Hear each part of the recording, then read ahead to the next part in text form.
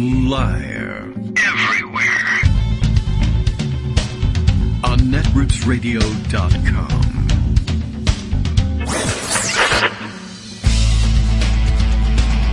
David Waldman. Kagro. In the morning.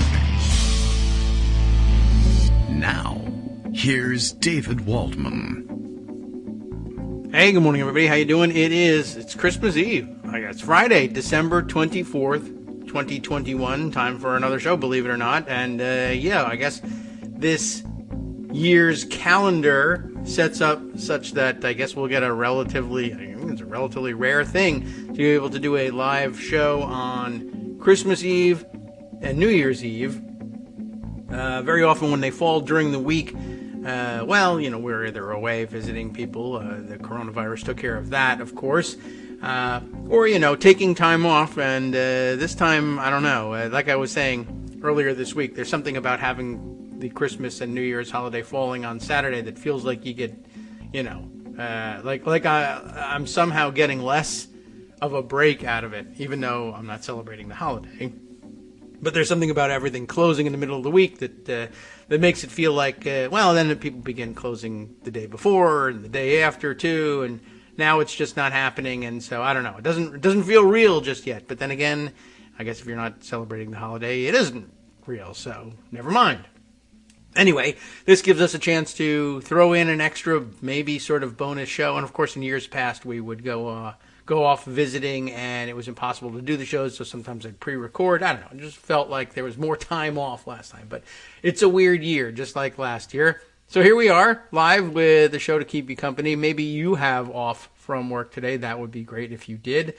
And maybe you're baking seasonally appropriate treats at home, and you need something to play in the background to take the edge off of all of that happiness and optimism, for instance. All right. Well, let's see. Bill's up and with us this morning. The Kagro in the Morning radio show is live now. Either Kagro X snags an interview with Donder and Blitzen, or it'll just be the usual stuff. Let's find out. They declined to show, of course, for today's program. I also am working with one eye on my work email as we try and scramble to get out a last-minute fundraising email. When I say work, I mean my volunteer work, where, as you may have heard me complain earlier at some point, I've ended up as president of my temple this year, which is quite a lot of work. It is like taking on another job. And as much work as it is, I'm still in that period where I am enjoying complaining to myself and others about it. So that's good news.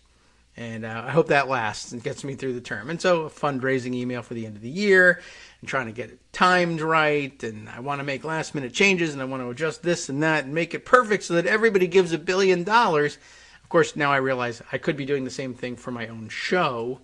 But you know how it is. This is my psychological block. I'm fine at raising money for other people, even if I'm involved in the organization. Making that ask is something when I don't feel like the money's not going to me, I can make that ask. When the money's going to me, I can't do it. The best I can do is pre-record something where I make that ask and then stick it into the podcast, and occasionally make sheepish asks about it at various times in the radio program. I really got to work on that. That could be a New Year's resolution. I'll bother you for more money. That's my resolution. How do you like it? You think I can stick to it? Don't worry, I can't. Anyway, plenty of other things going on today, lots to get to. I do have some pre-recorded segments that I can share with you from listeners and members of our KITM family who have joined in. There are two, in fact, to roll out today. So that would give me an opportunity to try and hammer out any of the last-minute detail questions on this fundraising email. I'm sure it will go great. And it will go great for you on the other end because you'll be listening to high-quality content from your friends. And that's always a nice thing to do. But I also have a large number of long-ish reads today and other tangents to take care of. Something I didn't necessarily plan on spending a great deal of time on today. A gun fail story developing from yesterday. Perhaps you saw this thing. I had seen this, late afternoon or evening. And I was reminded of it this morning by good friend Judy Vincent, who direct messaged it to me via Twitter from, I assume she's in Hawaii at the moment, sometimes moving back and forth between Hawaii and Texas. If I had the choice as between the two, of course, most of us probably would choose to choose Hawaii, and it's a good idea probably in the COVID context as well. But, family brings you all over the place. Anyway, wherever she was sending it from, I figured it on being Hawaii because it was kind of a middle of the night kind of a thing, with the time distance, the difference. But she brought up this story and wondered if I had seen it. I have, and it's an incredible one. And let me go and I'll open it up. Is this the New York Times version of it? Yeah, I think I saw, I don't know where I saw it reported the other day. But the story was from L.A., and the New York Times coverage of it reads in the headline, "Stray bullet kills girl as officers fire at suspect in Los Angeles store." And I suspect this might be the version I saw of it yesterday when I had seen it originally on Twitter. Let me just sort of scroll back, because I definitely retweeted it because it was just so outrageous. And I want to bring it up just into the context of, gun fail, and just the idea that we're never going to get on top of reining in police resort to guns and violence. It's just remarkable how unable they are to modify their behavior, I guess. Is that what I'm looking to say here? This is my my Twitter feed doesn't look like I was imagining it did, and I might have skipped over it. But now I'm thinking it looks like I don't know. Like there were more tweets about the coronavirus numbers last night than I thought. It's led me to I can't. I don't see my retweet of this thing, although maybe it was from the day before yesterday. Anyway, the story was, like I said, fairly outrageous. They were I can read the New York Times version of it. The subheader here tells the real story. The suspect was killed, and I'll tell you about what the suspect was doing. And a shot pierced a wall, fatally striking a 14-year-old girl in a dressing room during the confrontation at a clothing store, police said. The basic story is I don't know how police were called, whatever. Apparently there was a report that some woman had been assaulted, which is serious enough, of course, to respond, and perhaps respond with guns. Maybe the guy is armed. It was a Burlington coat factory store in the Los Angeles area. But by the reports that I read, no clear indication whether or not the suspect who had assaulted somebody else earlier that day, and apparently, if I understood the reporting, was in the middle of assaulting someone else. So the police arrive in time to try to save her, but no indication for sure that the suspect was armed or that they even thought he was armed, which doesn't make a great deal of sense. Just because I don't know exactly the details of the assault, but if he's in the middle of assaulting someone and doesn't draw a weapon, then how safe is it to just start shooting if he's in the middle of assaulting someone else? You're going to shoot the victim. And indeed, that might have happened from the early scattered reporting that I had seen. But in the meantime, they also fired at least once and missed and shot a girl in the changing room, 14-year-old girl, dead for Christmas, because they were like, well, the solution to every problem is guns. I just don't know if we're ever going to be able to get on top of these guys and get them to stop doing it. I don't understand the pressures of policing, that's for sure. I mean, I don't know how feasible it is. Like, to me, I keep thinking when we dispatch police in situations like this and we send them in tactical gear and they're wearing Kevlar vests, I know that's not 100% protection, just like the vaccine isn't 100% protection from anything. But I don't know. I wondered whether the original intent of giving police the Kevlar vest, the old bulletproof vest thing, was, obviously to protect them if they were to get in a gun battle like that. But maybe it was never officially the idea because they just don't cover enough of the body. They just don't offer that much protection. But I was always sort of hoping that this will give you the tactical ability. What's tactical about it? The tactical ability to pause for just a second, where for others without the vest, the pause might in fact carry a greater chance of being a deadly pause. But that split second just to double check, do I really think that I need to fire my weapon here? And it's done the opposite. It's made them feel like they're invulnerable to bullets, and they just start gun battles all over the place. I don't know. That's what it seems like. Now, that's got to be a total misreading of the situation, but I don't know. The shooting is out of control. It really is. Let me see what the way the New York Times reports it.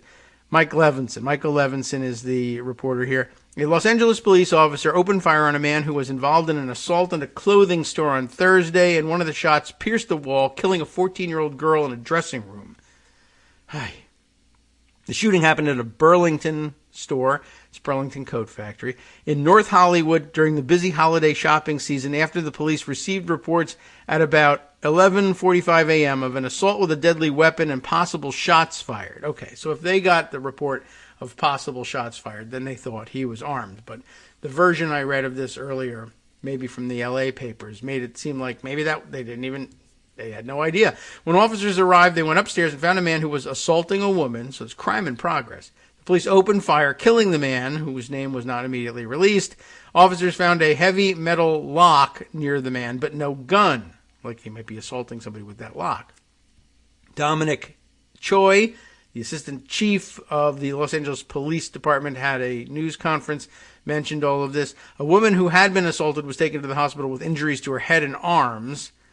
Her relationship to the subject was not immediately known. As officers continued to search the store, they noticed a hole in the wall. What do you know? Behind the wall, they found a 14-year-old girl who had been shot and killed in the dressing room. Imagine finding that. The teenager had been in the dressing room with her mother. What happened to her? Said the Los Angeles police chief, Michael Moore, adding that the shooting was the worst thing anyone can imagine. And you're right. The police did not immediately release the girl's name. Chief Choi, and that's making me want to say Chef Choi, and he's not. He's Chief Choi, described the encounter as a tragic and unfortunate sequence of events. That's police speak for you. And, of course, the bullet has its own agency, et cetera, et cetera. It was a bad idea. But they'll say, of course, the assault in progress and the idea that there was something in his hand, they couldn't tell whether it was a gun or not, will make it all a good and justifiable shoot. And without consideration of the fact that they didn't know what was in the background of their field of vision, and that you can't see through sheetrock walls, and they just fired. And I don't know. Seems like I don't know if any video will come out that will change things, but it seems like the sort of situation in which you want to be looking for a tackle rather than a shoot. But what do I know? We'll see what the record holds for this. Let me see where, if I can just find my. Yeah, here it is. The Associated Press was the report I read. They're illustrated with the same photo, I guess, a photo service used by New York Times here. What is the AP News write-up of it was a little more confusing, I think. But, and then there was, I don't know. It doesn't really add much to it. You know what you need to know for this story. I just don't want to make you aware of it. It has nothing to do with where I meant to go today. But just a thought as we head into the Christmas break, because actually everyone knows in America, Christmas equals guns, and people will be getting millions of brand new guns as Christmas presents. Of course, the kid in Michigan who got his early has already used it to murder his classmates, and his parents can't figure out why the prosecutor is angry with them. They thought that was really improper. Now that they've been charged for having run away in all of this, and of course for having given him the gun, their complaint to the press is, well, gee whiz, the guy who's prosecuting us is an angry man, and that's wrong. Well, if your prosecutor's not angry, then get a new prosecutor, quite honestly.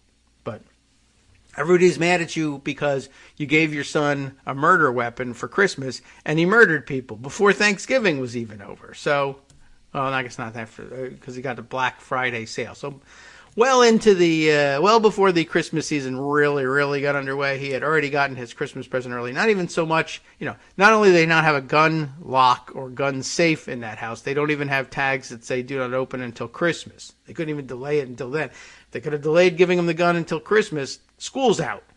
Then you have a shot at maybe, intervening in between giving him the gun and his attempted murder of his classmates. But nope, straight to the murder. That's why everybody's angry at you. Even non-prosecutors are angry at you. All right. Well, wasn't what I meant to do necessarily at the beginning of the thing. All right, let's see. Where are we with the things I wanted to bring to your attention? Yes. Let's head into pocket.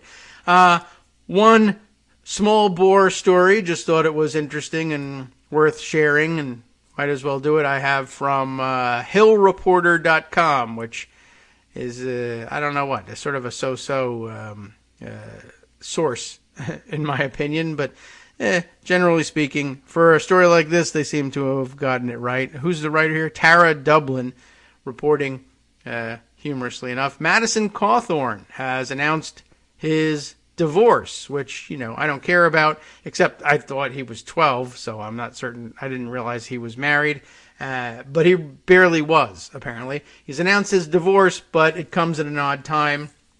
One day after telling a Turning Point USA crowd that one of the things of which he's most proud, I suppose, is that he had married young. He's done everything young because he's, like I said, he's 12 years old. And he gave his usual typical, what did I say, King of Dumbass Mountain, I think I called him. He gave his stupid speech saying what he figured would be controversial, triggering things for libs, like get married early. Oh, and also drop out of college. Don't go to college. Homeschool and drop out of college. And like, look at me. I'm successful. All you have to do is run for Congress and be elected. Now, that's not really a path that's open to a whole lot of college dropouts or, homeschooled kids. I guess it's, more available. You can run as a Republican if you're homeschooled. But, it's not really a great fallback plan. Anyway, so yes, King of Dumbass Mountain also told everybody, get married early and have lots of kids. It's a conservative message.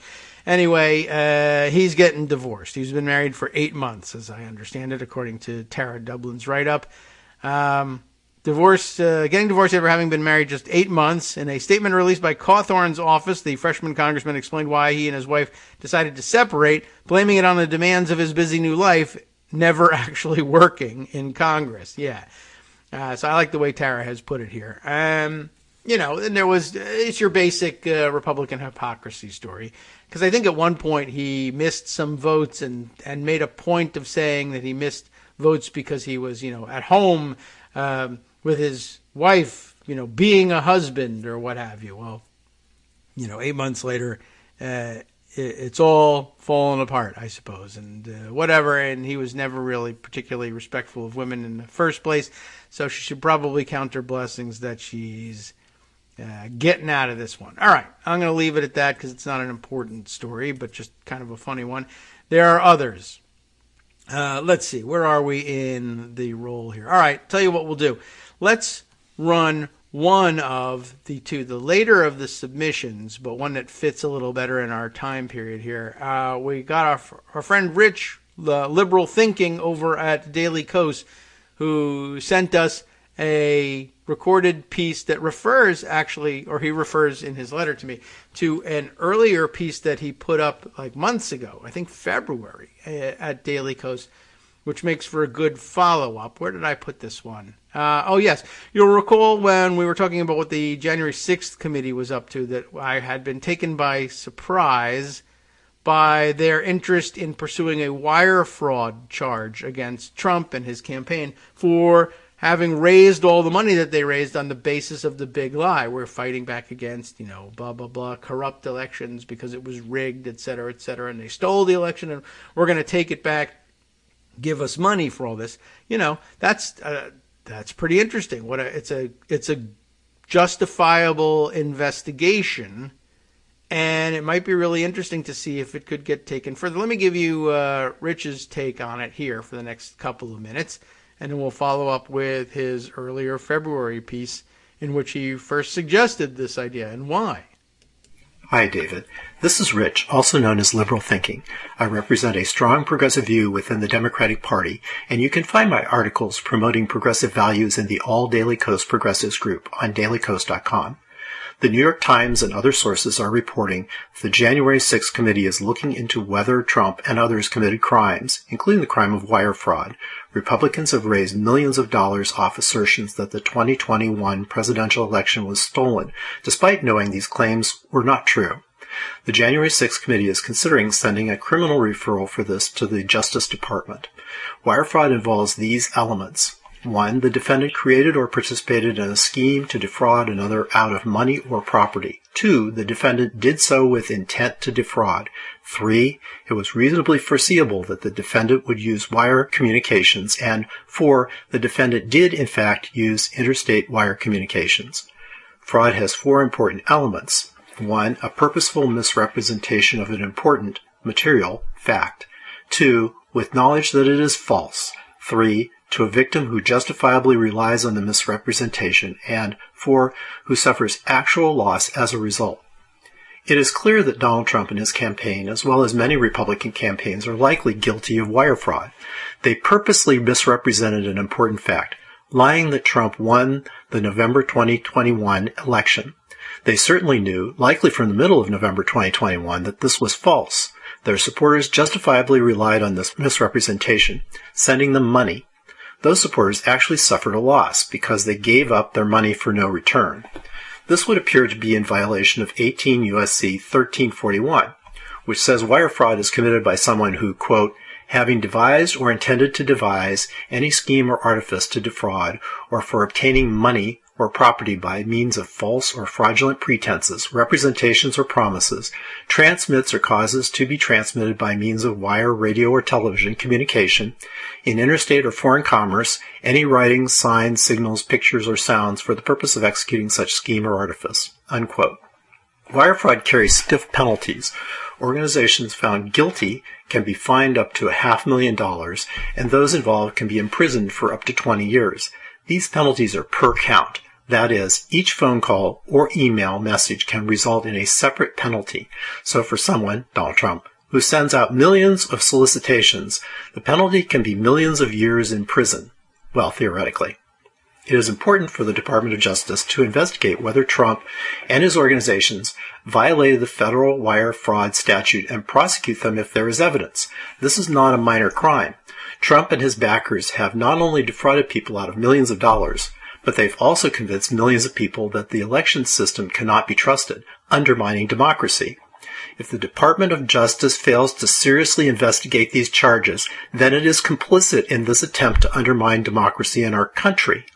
For more information, please read my post, The Con Man, on Daily Kos. You can find it, along with other posts by Liberal Thinking, on dailykos.com in the All Daily Kos Progressives group. Join our group and make your own contributions. We'd love to hear from you.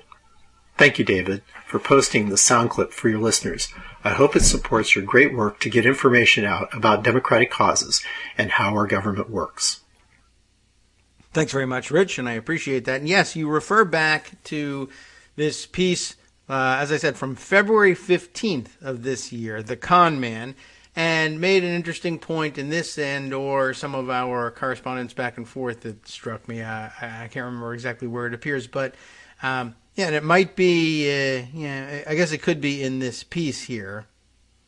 But I like the idea, one, of bringing him up on just about any charges that you can find, because there are so many, but it was an important point. I don't know whether it will really have the effect of, I don't know if any of these people's brains are recoverable at this point, but it might help with the spell that he appears to have his supporters under if there were a conviction for just a common sort of, if not street crime, a common fraud crime, especially if it were one that actually resulted in, having people or having the courts disgorge the profits from the Trump campaign, one, to disarm them, and two, to send them back to people. If they got a refund saying, sorry, the government looked into this and this whole thing was a fraud to begin with, so much so that here's your money back, that might actually have an impact on some people. Let me take a look at Rich's earlier piece here, The Con Man, read a little bit of it. We'll have our break, come back and finish, move on from there. Again, February 15th, he begins this way. Colloquially, Donald Trump is often called a con man or a grifter. A con man, short of course for confidence man, attempts to defraud a person or group, quote, using their credulity, naivete, compassion, vanity, irresponsibility, and greed. This is an apt description of Trump, although his attempted fraud is usually much simpler than most confidence tricks. It may just involve Trump or an organization that represents him deceiving the public to get people to send the perpetrators money. An example would be Trump's claim that he won the November 2020 presidential election. This is, of course, demonstrably false, and yet Trump has reportedly received millions of dollars in contributions based on solicitations using this claim. The Department of Justice should investigate these reports to determine if Trump or his organizations have conducted wire fraud. Wire fraud involves these elements. You just heard them explained in the recorded piece. For our purposes, using email, websites, television shows, or radio shows in an attempt to defraud contributors would qualify. Immediately after the election, it is very possible that there is no proof of intent to defraud because recounts were continuing and challenges were pursued in the courts. So, at least there was some reasonable basis to say that the challenges were connected to reality. But certainly, after the Electoral College met, any further solicitations in the face of those reported results would be evidence of intent to defraud. He then goes into explaining the four important elements of fraud, again, as he explained in the recorded segment. When we come back, a little bit more about this, but don't you think it's quite insightful that in February of 2021, he's pointing out wire fraud probably seemed like a long shot, and now here the January 6th committee is on it. Sup fam, it's your boy Darwin, aka Darwin_Darko, aka the most reasonable man in America, aka KITM's senior black correspondent. You might remember me from such recordings as Spacemen vs. Space Cadets and We Need to Talk About Joe Biden. Today, I want to bring you good news about that thing you've been struggling with. Do you suffer from giving too much of a damn? Do you turn on the series of tubes and find yourself outraged at the particular way some news organization strung some sentences together only to realize, nope, this is not some fictional hellscape? Well, guess what? You no longer have to accept the life of giving too much of a damn. You can do something about it, because even you, yes you, can be a show contributor. Now I know what you're thinking. Hey, Mr. Most Reasonable Man in America, I'm not some professional podcast talking guy. Don't worry about it. Do you have a smartphone or some other electronic recording device? Well, that's all you need. You too can have a segment where you can read us an important article and give us your take. Read one of your own original essays, or even just give us your commentary on something you'd like to share that's important to you. Fair warning though, side effects may include general punditry, having opinions and hot takes, getting stuff off your chest, and hearing your own voice. If your recording lasts longer than 5 to 7 minutes, please consult kagrox@gmail.com. That's KAGROX@gmail.com.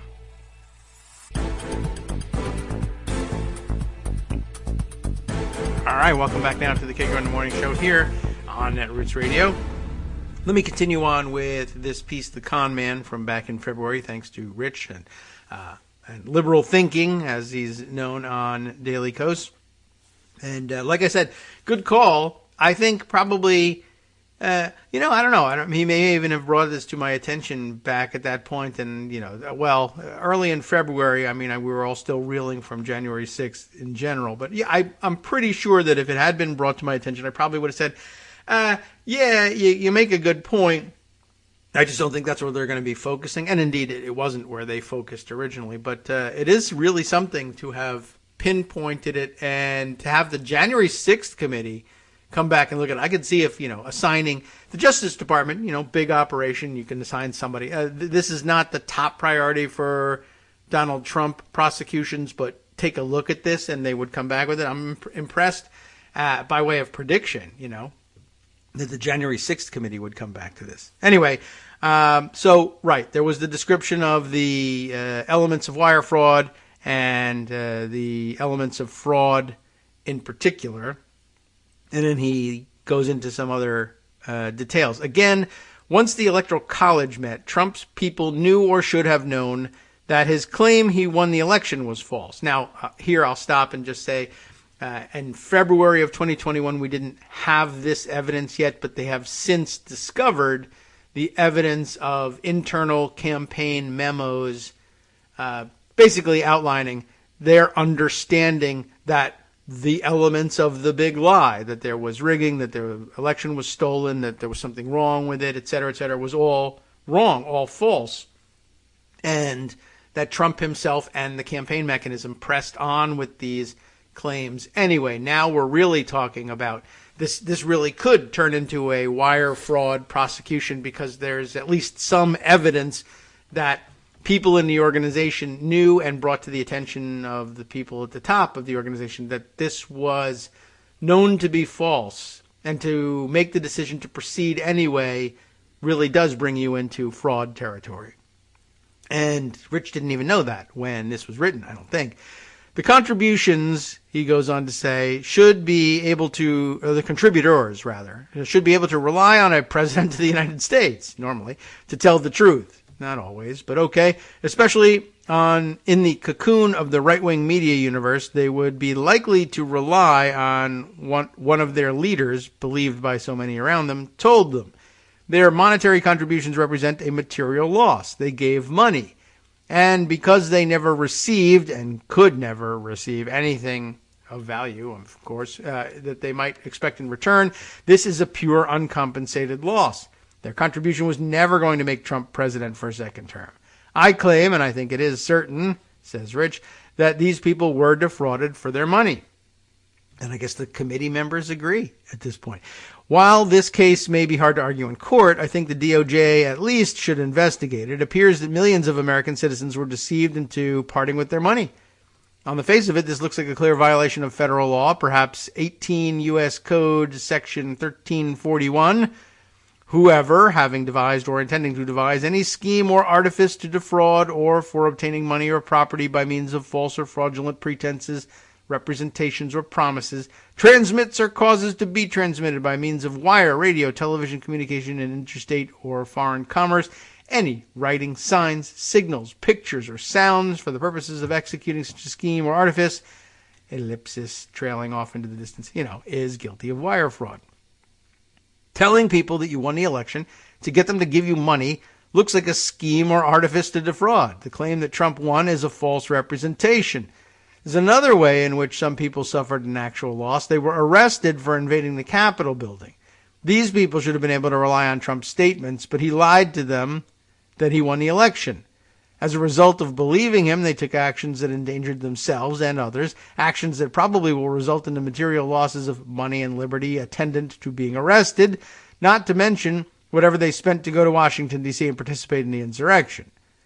Seeing Trump go down for fraud would be nice, but I think the real power of this can come not from the criminal side of the law, but from the civil side. A civil suit could result in restitution. That means the Trump organization might have to give back the money it collected to the people who originally contributed it. In doing so, Trump would be admitting that he did not win the election. This could be a very powerful way of demonstrating to millions of people that Trump lied to them, deceiving them with the intent to get money from them. We need to weaken Trump and his supporters. They attacked our government. Forcing his followers to see that they're being deceived is a powerful way to weaken Trump. It might work, right? We should also pursue another remedy, one that would prevent Trump and other Republican candidates from using the lie that Trump could not be impeached because he was out of office. This is important not just to undermine the semi-legitimacy he got from acquittal in the trial, but also to undermine the fundraising needed by Republicans running for Congress. We know this is a lie because, one, the people who wrote the impeachment clause knew England and many existing states had used impeachment against officials no longer in office, and so would have specifically mentioned it if they didn't intend this to be used for former officials. And two, the Senate determined that it had the power to conduct Trump's trial. It's in fact the second time they've done so. Not just conducting Trump's trial, but trying people for impeachment who are already out of office. The DOJ should caution campaigns and the Trump Organization that they will be looking closely at claims that Trump shouldn't have been convicted. Looking at claims that Trump shouldn't have been convicted, because he was out of office. They should not be allowed to use this false claim to raise money either, I suppose.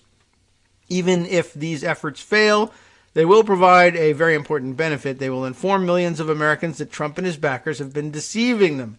The truth is that Trump lost the presidential election, and the truth is that many Republican senators voted to acquit him based on a lie. The more thoroughly we can drive these points home to his followers, the fewer followers he's likely to have. Certainly won't cure all their problems, and some of them will believe anything in order to get out of believing the thing they don't like, for instance, Mike Flynn and friends who have convinced themselves that they have anthrax rather than COVID because they can't allow themselves to believe that they have COVID. You get the idea. Anyways, so lots more to get to. Let me change gears and start on one of the longer read pieces that I had set aside. It's a total shift from where we are, where we have been, but it might make for a good segue into what Darwin has sent us. I just have to keep an eye on the clock and make sure we maintain enough time for Darwin's segment. I could maybe the smart thing to do is roll that now while we still definitely have time. Yeah, why don't we do that and move from there into the next thing I had in mind.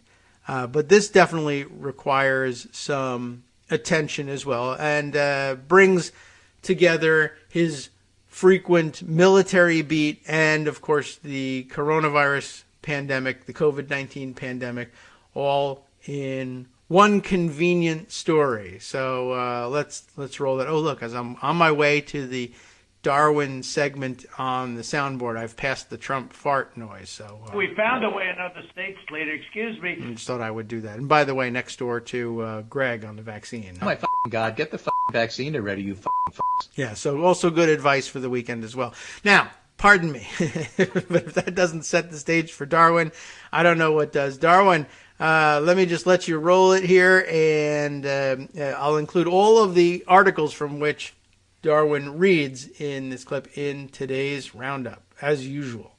Hello, David. Thanks for having me on. You're welcome. Hello, KITM family. Coming to you today as the senior military correspondent for the show. Starting us off, reading from NBC News, Air Force discharges 27 over COVID vaccine requirements. Some of you might have heard about this by now, but let's get a little bit of dialogue going. The Air Force has discharged 27 active duty members who refused to get vaccinated against COVID-19 as required, a spokesperson said on Monday. The Pentagon has required vaccinations for members of the military, and the deadline for active duty Air Force members was November 2nd. Other branches have different deadlines.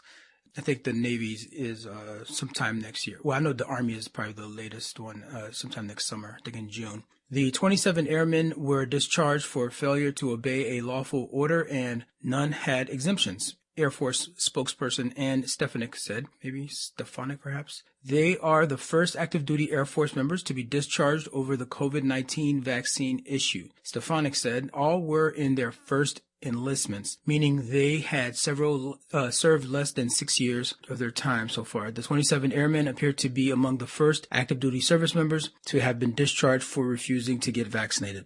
I'm not going to read the whole thing, but I would have guessed that these were relatively low-ranking members of the military here, because I'm thinking, okay, so this is something everybody probably doesn't know.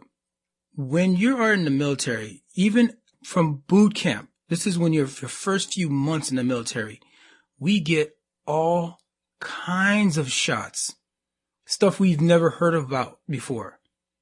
Let alone if you're going to go on deployment soon, you get a bunch of other shots that for whatever country you're going into. We have this one shot in boot camp we call it the peanut butter shot. It's just this thick, viscous thing. You could feel it, and they poke you in the butt. And it's no fun, no bueno at all. And it's like going through a gauntlet at boot camp.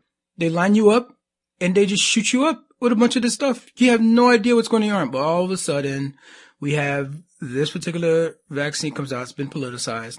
And now folks don't want to get this, but It's all BS. I knew no one that had been in the military for a long time. I did 10 years.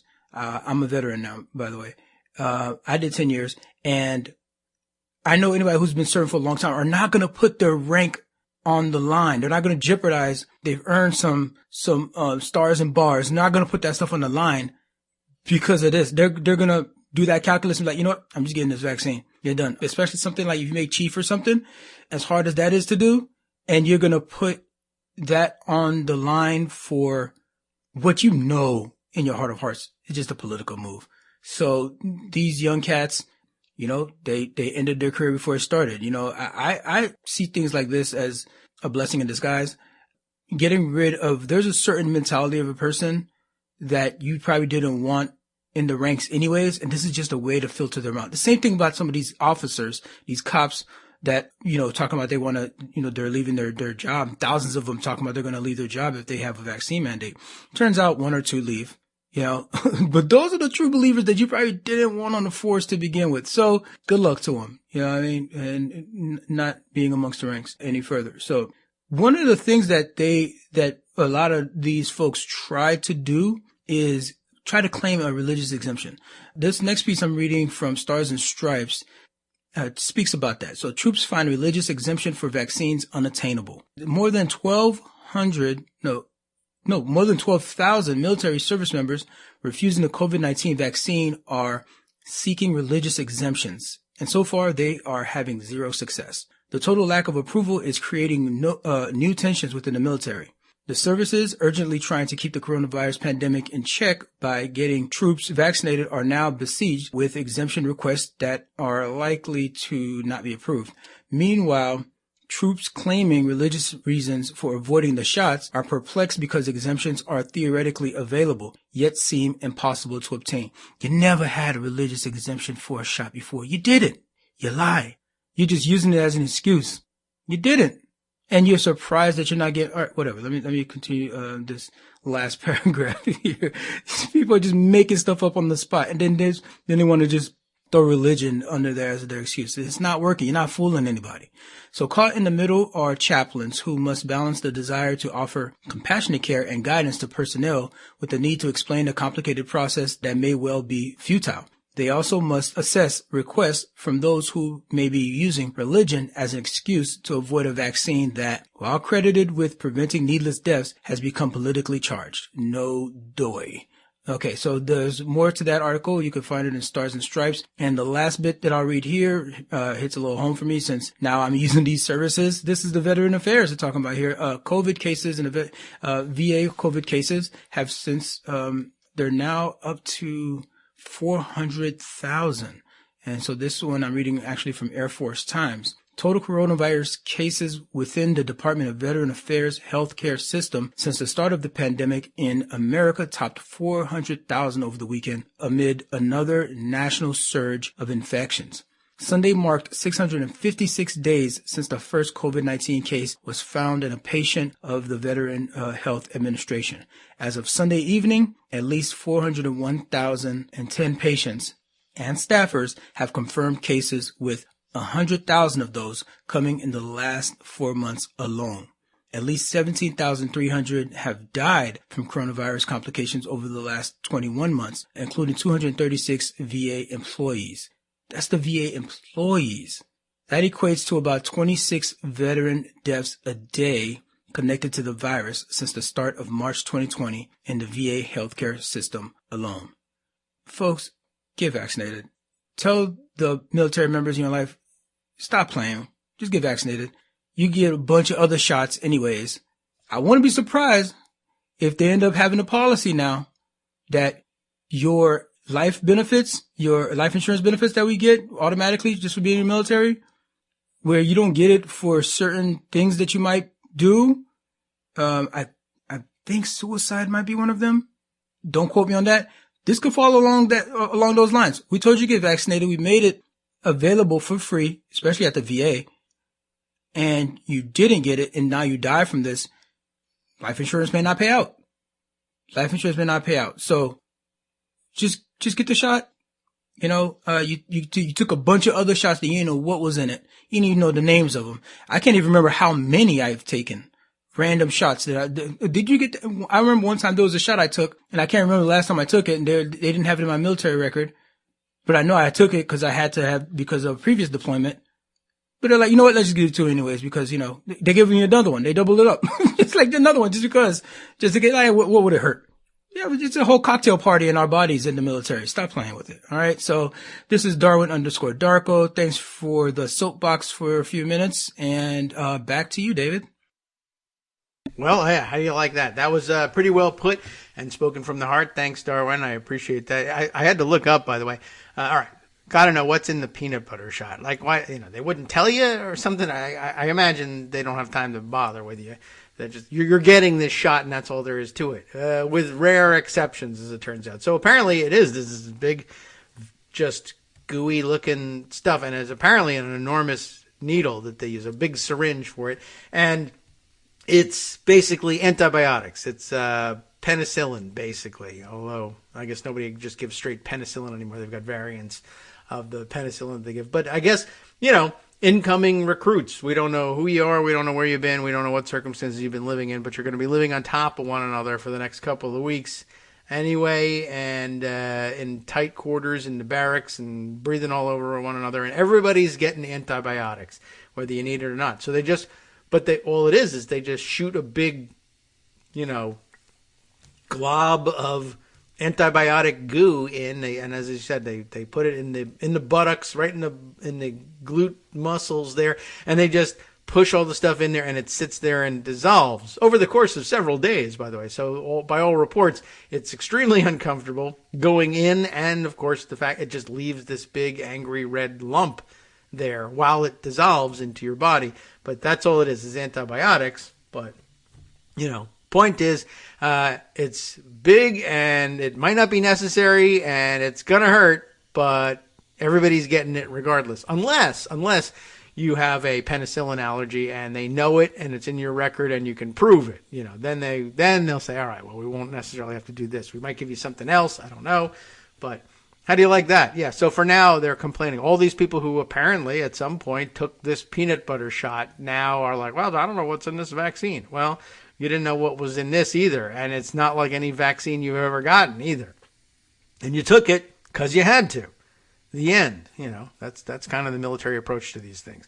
All right. So now we're on the subject of the military. I'm going to switch militaries, though, and switch from formal, open, uniformed military to dark, weird, mercenary military. This is a story. I don't know whether it's going to be relevant to us at all ever, or it could become extremely relevant. I just have one of those feelings like that we're heading into the holiday weekend. Now would be the time for some jackass like Vladimir Putin, who apparently has been making ready to threaten to invade / annex more of Ukrainian territory, trying to be careful not to say the Ukraine. Apparently they hate that. And this could be part of the mechanism by which he does it. I saw a long tweet thread from the writer of this piece, Michael Weiss, one of several on the byline. There's Michael Weiss, Holger Runema. I don't know how you would pronounce that name. That's I don't know. Well, he's based in Estonia, so maybe he's Estonian. I'm not certain about that name. Matthias Carlson, Liliana Botanariuc, maybe, from Moldova, it looks like, in the byline here, and Pierre Vaux, V-A-U-X.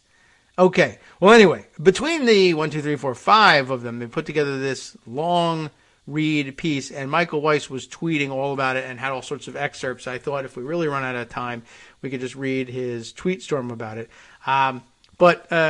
Well, we'll kick it off with his first tweet and then run to the article here. He says in this new article, published, by the way, at New Lines Magazine or newlinesmag.com, source I am not familiar with, his description of the piece in his first tweet here, using a massive database compiled on the Wagner, I don't know how German they are in their pronunciation, Wagner Group by former Ukrainian intelligence officers. So now there's a database here.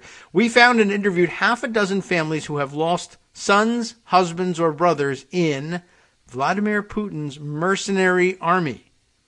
A 4-month investigation yields all of this, and there's a long recitation of the facts in tweet form that I just thought we'd go over to the article and begin it, and we'll take another break and come back to it.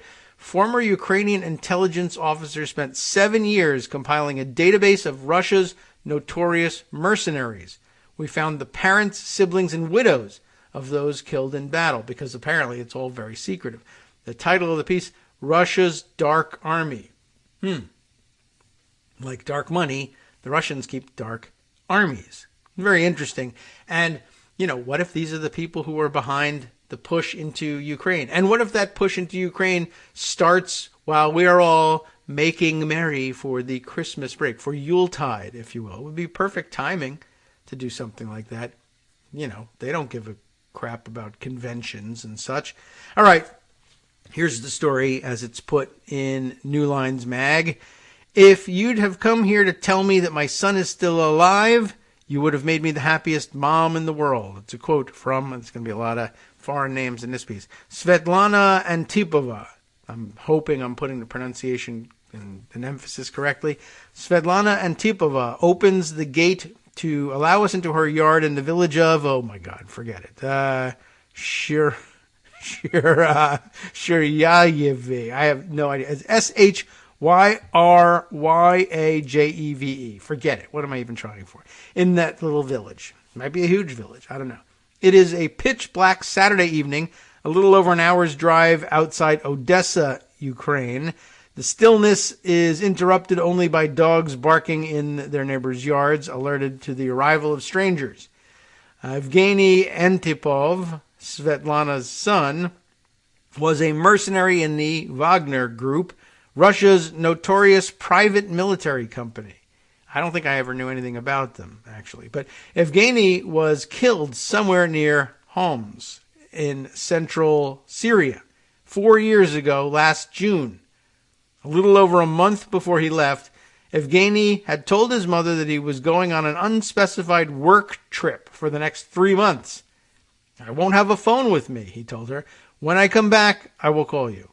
His call never came. Evgeny's friends, contacted Svetlana on the Russian-language social media platform, VKontakte, I'm guessing there, VKontakte, telling her that her son was dead. Evgeny is one of 4,184 Wagner mercenaries. I'm not certain whether I should go with the Wagner Russian pronunciation or Wagner. But anyway, one of 4,000 plus Wagner mercenaries that the SBU, Ukraine's security service, and a think tank started by a number of former top SBU generals have identified. So that's 4,000 that they've been able to put a name to. The Ukrainian Center of Analytics and Security, or UCAS, as the think tank is known, shared its data with New Lines, the magazine, Estonia's Delphi.ee, a news website, I guess, and the Swedish newspaper, oh my gosh, what am I doing to myself? Swedish newspaper, Dagens Nyheter. I don't know what it means. Dagen sounds like day, but okay. Moving on. The trove of information offers arguably the most comprehensive anatomy of Russia's Dark Army, built and paid for by the Kremlin-backed oligarch and catering magnate Yevgeny Prigozhin, coyly referred to in the press as Putin's chef, because catering, right? Prigozhin has been serially sanctioned by the U.S. Treasury Department for his role in Russia's invasion and occupation of Ukraine, multiple instances of U.S. election interference, and most recently, malign political and economic influence peddling in the Central African Republic. Wagner's mercenaries have been fighting on the side of the separatists in eastern Ukraine, also propping up Bashar al-Assad's dictatorship in Syria, and backing the warlord General Khalifa Haftar in Libya, as well as fighting anti-government rebels in the Central African Republic, or CAR for short. They have been deployed to Sudan, initially in support of since ousted dictator Omar al-Bashir, and Mozambique, where they mounted a disastrous and swiftly abandoned offensive against Islamist insurgents. On December 13th, the European Union sanctioned the organization along with 3 companies and 8 people connected to it.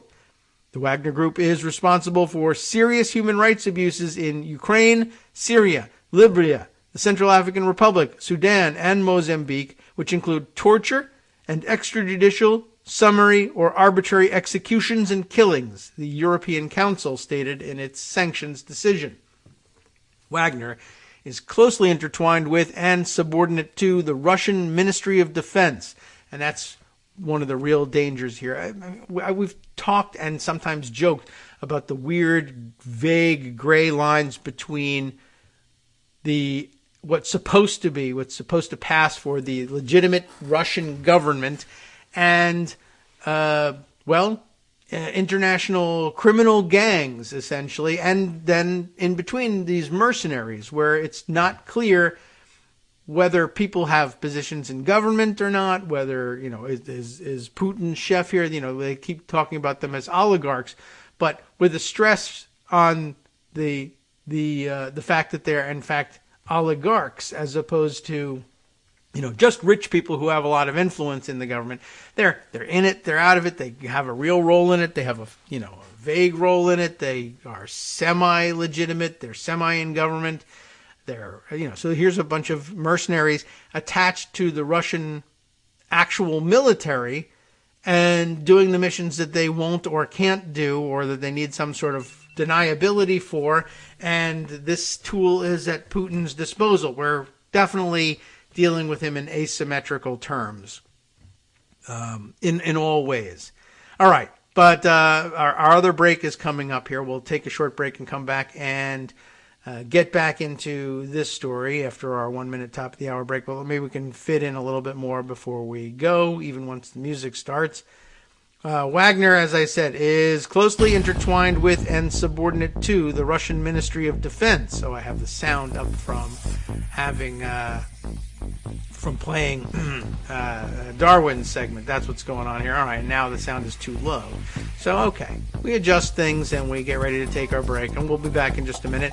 Right, closely intertwined and subordinate to the Russian Ministry of Defense, these guys are, and we'll tell you more about how dangerous that is and what it means for the rest of the world after this.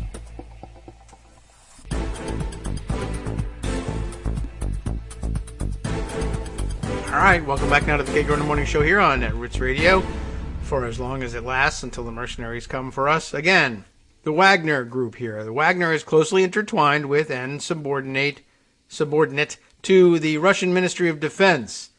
The U.S. Treasury Department's Office of Foreign Assets Control, a sanctions enforcement agency, has designated Wagner a proxy force, that's in quotes, proxy force of that ministry. Reporting has also shown it is very close to Russia's military intelligence agency, the GRU. One of the group's training facilities is located in the Russian region of Krasnodar. I hope I got that right. Right next to a heavily guarded GRU, Special Forces military base. The GRU Spetsnaz. That's Special Forces, I guess. Okay. Further links between the mercenaries and Russian military intelligence surfaced in the course of previous investigations conducted by the forensic news outlet Bellingcat. I think we've spoken of them several times over the years. For instance, leaked airline data for flights between Moscow and Krasnodar, if I'm pronouncing that correctly, showed that Dmitry Utkin, the commander of the Wagner Group, it's Utkin, commander of the Wagner Group, and senior GRU officials such as Colonel Oleg Ivanikov traveled on jointly purchased tickets. A February 2015 call between Utkin and Ivanikov, intercepted by the SBU, the Ukrainian intelligence outfit, right, shows the GRU's dominant role in their relationship. Okay. So, in other words, extra troops that you can call in or do dirtier work with than you would otherwise ordinarily assign to the GRU's special forces.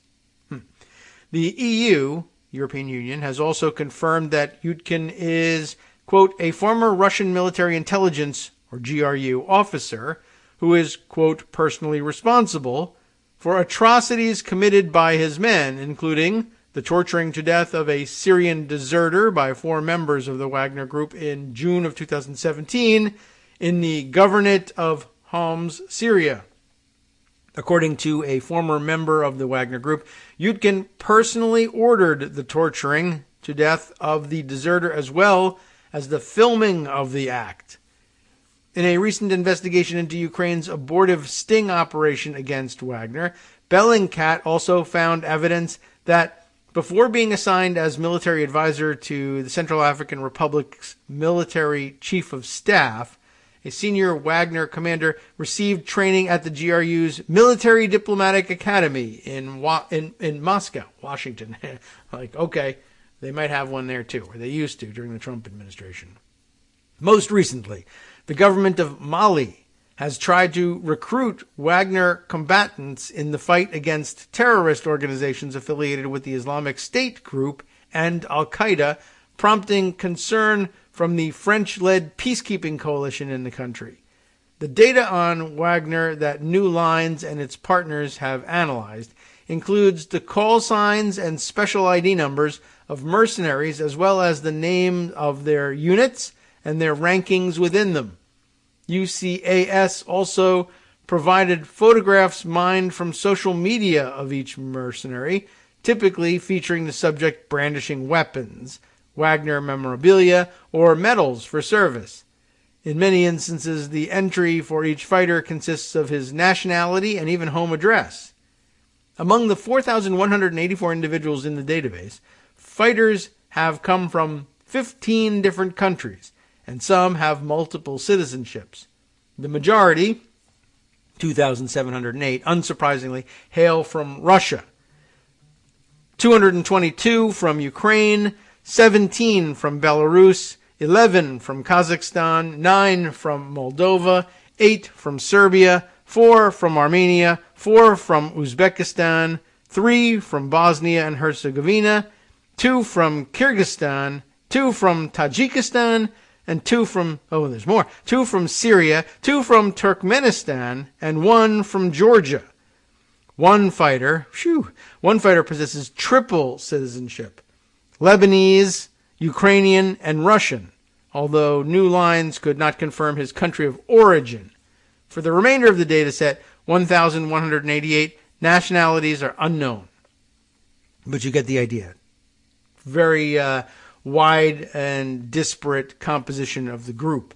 From fighters with established dates of birth, New Lines was able to determine that the average age of a Wagner mercenary is 40, which is really quite amazing. Probably not what they expected. The oldest, born in 1950, would be around 71 today, but of course, he's actually dead. He died in 2017. The youngest, born in 1997, is 24. 33% were born in the 70s, 44% in the 80s, and 11% in the 90s. So, yeah, an older force than you might have imagined. Of the 372 confirmed dead, 75 are known to have died from 2014 to 2016, 186 in 2017, and 86 in 2018. In the past 2 years, 23 fighters have died either on the battlefield or in other uncertain circumstances. The country with the largest number of fatalities is Syria, with 315 dying there.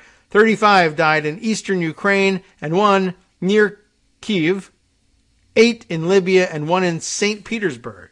Of the 372 dead, 315 died in Syria. I thought they just said that, but that's said again here, including 81 as a result of attacks by U.S.-backed forces. How do you like that?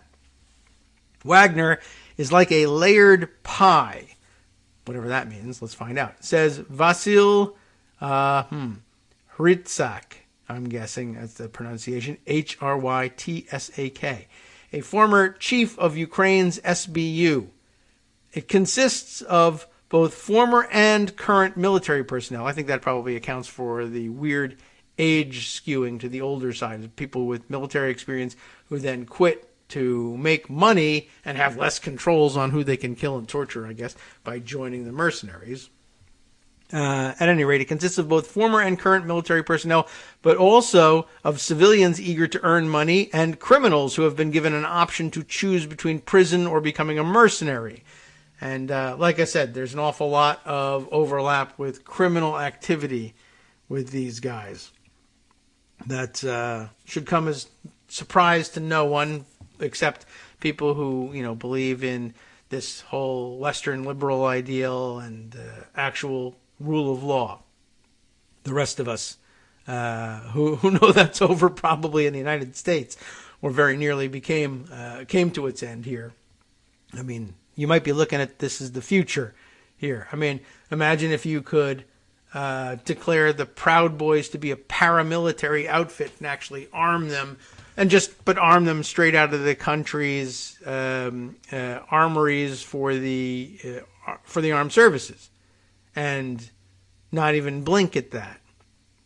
I have the authority to hand out these weapons. I don't have to be accountable for what happens to them or pay for them in any way. I'm just going to hand them out to my guys.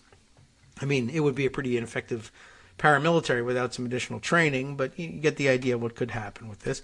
Anyway, Hrytsak and General Ihor, I like Igor, I guess, Ihor, Ihor Guskov, his chief of staff at the counterintelligence agency, were among the SBU officials who established UCAS, the think tank, upon their retirement from government.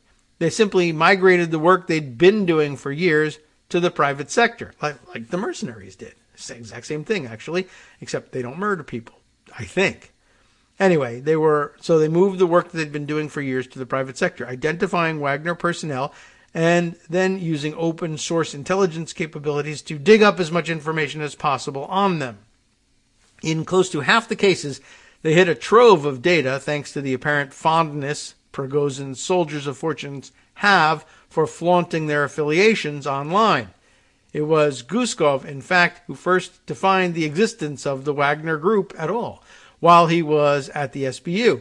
He also identified their commander, the Ukrainian-born Yutkin, whose fondness for Nazi iconography furnished the name for the mercenary groups, Richard Wagner being Adolf Hitler's favorite composer. So now we know which pronunciation we should give it. Wagner mercenaries earn good money by Russian standards, but there are very few Muscovites and people from St. Petersburg in it, Guskov says.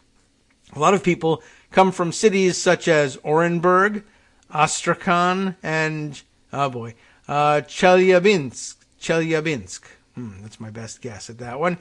These are stagnating districts with low standards of living, a lack of perspective, alcoholism, and drug addiction. People are looking for a way out of there, and they are willing to pay with their life to do it. Russians with dim prospects aren't the only ones who've joined Wagner. The data set also includes more than 220 Ukrainians and many Belarusians, Serbians, Moldovans, as well as those with other nationalities. New Lines set out on a trip to Ukraine to try to understand the path of becoming a mercenary. We knocked on doors, this sounds very dangerous actually, knocked on doors of mothers and fathers, brothers and sisters and wives of men who have died fighting for Wagner in President Vladimir Putin's dirty wars. Often the families have been left without any knowledge of how their sons or husbands perished, or even where exactly. Sometimes they blame themselves. Evgeny grew up in a small house tucked between a tire shop and a gas station in a worn-out area of Odessa. His father, Yuri, helped him gain admission to a prominent arts school.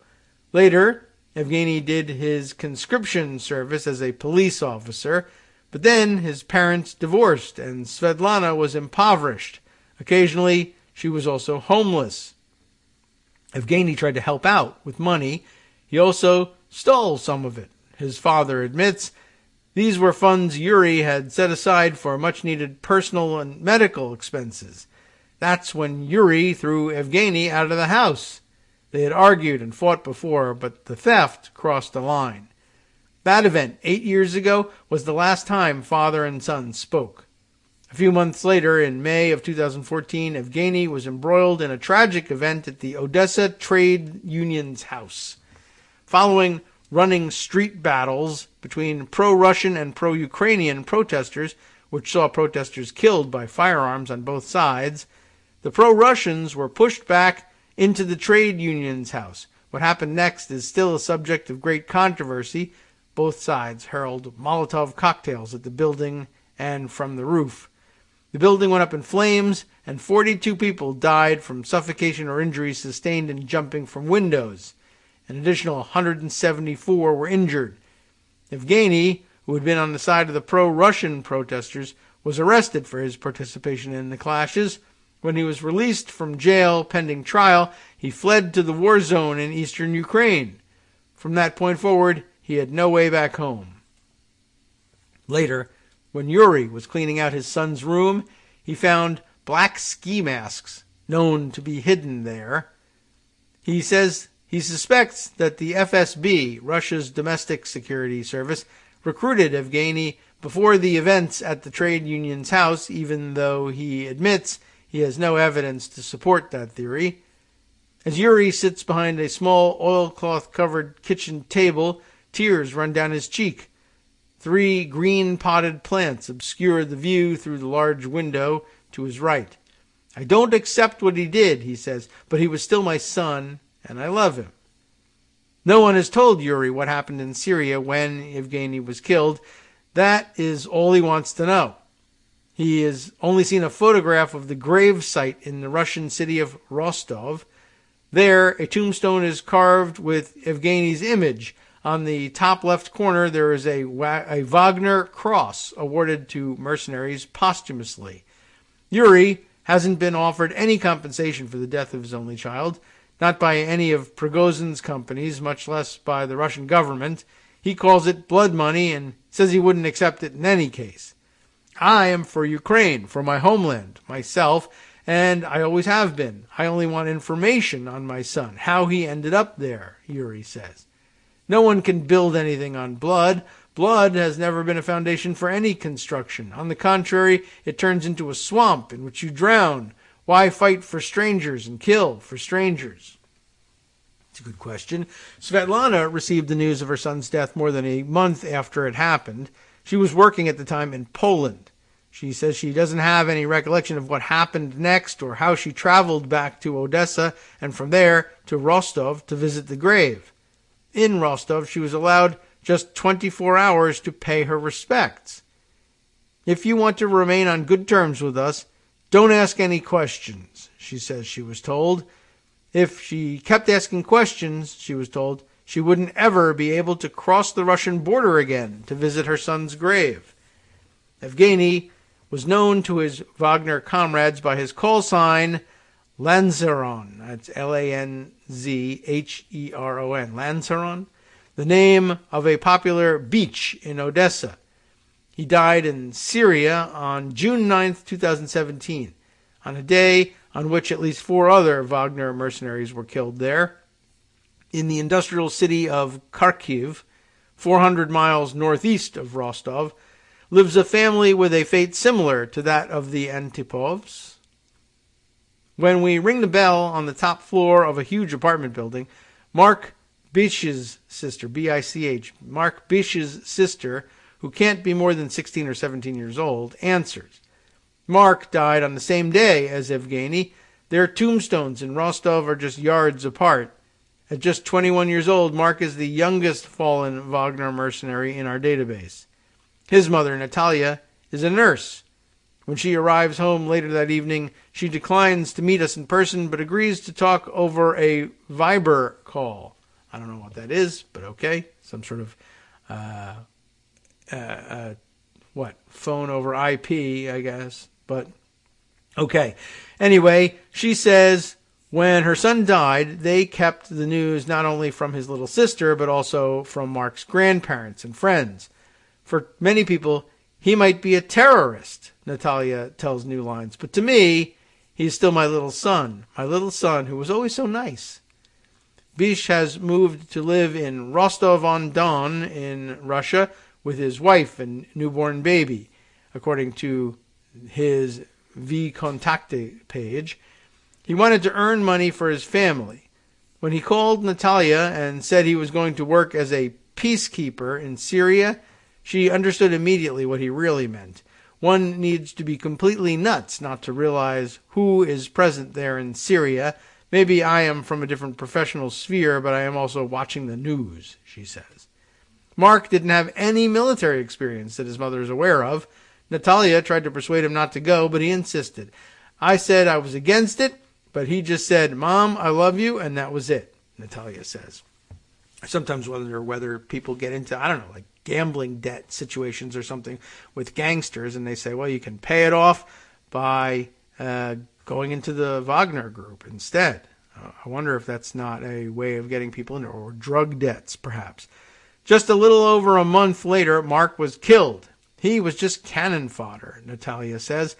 The family doesn't know what happened to Mark. Natalia says she has visited his grave, but she isn't convinced that he's buried there. I suspect not, she says. In Ukraine, Mark Bish is still officially considered alive. Like all relatives of all other killed mercenaries whom we talked with, no one has received any formal notice of death. Getting a death certificate would mean going to court, but Natalia says she doesn't have the strength to do so, not to mention the fact that she might be thrown out a window for doing so. When asked what she would say to men considering becoming Wagner mercenaries right now, Natalia says that death is much closer than they think. I don't want them to die for someone else's interest. She says, for your own interest, it would be heroism, but for someone else, okay, I don't know if I quite get that approach, but okay. There are a number of active recruitment ads looking for mercenaries on Russian job-seeking websites, such as avito.ru. I don't know what it is, but that's the name. AVITO if you need to become a mercenary and you want to find one of the ads, I guess. Don't do it. These vaguely worded classifieds offer roles to, quote, security guards guarding and ensuring the security of the territory of objects abroad. That is pretty vague. Perks include 3 square meals a day. It could be a real serious draw for some people. A recreation room and a free uniform. How do you like that? Even though the requirements stipulate that a license to carry a weapon isn't mandatory, the ads characterize the assignments as armed. Previous experience in war zones is an advantage. And I guess, like they say, why would you need a license to carry a weapon just to carry a weapon for an outlaw, militia, or mercenary group, right? They're going to say, a license. Are you going to get me my license if I join? Yeah, sure, kid. We'll get you 10 licenses. Okay. Salaries start at 150,000 rubles, roughly $2,000 a month, a competitive wage by Russian or Ukrainian standards. Additional evidence seen by New Lines, the magazine we're reading, suggests that people with solid military experience can easily earn twice that amount, a small fortune. But evidence also suggests that candidates are wary of being tricked. They might earn their promised pay in the first few months before their salaries either stop coming in or are less than before. These are the occupational hazards, apart from death, of joining a private military company in Russia, right? If it's run by gangsters, why would they continue to pay you? Well, if they don't continue to pay me, I'll just leave. Well, then we'll kill you. And we have people who love to kill. They're sitting next to you at lunch. You have a point. Maybe I'll work for free. Money is an illusion for them. An official from the Moldovan Security and Intelligence Service, or SIS, tells New Lines they think they will sign up, go fight, earn money, and support their families. But the reality differs. And when the reality sets in and they realize they are not being paid as promised, they start wanting to come home. A lieutenant colonel in SIS, the official agreed to talk only under condition of anonymity because part of the official's job is in the anti-extremism and anti-terrorism unit of the service. And part of the job is to track down mercenaries of Moldovan descent. The SIS official doesn't lack for work.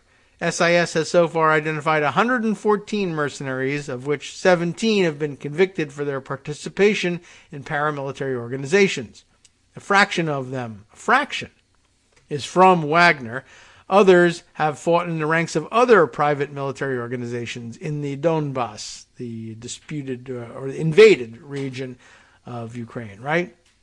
These people are from an unstable social background, the SIS official says. They do not have stable jobs, stable incomes. The materialistic base is very important for these people.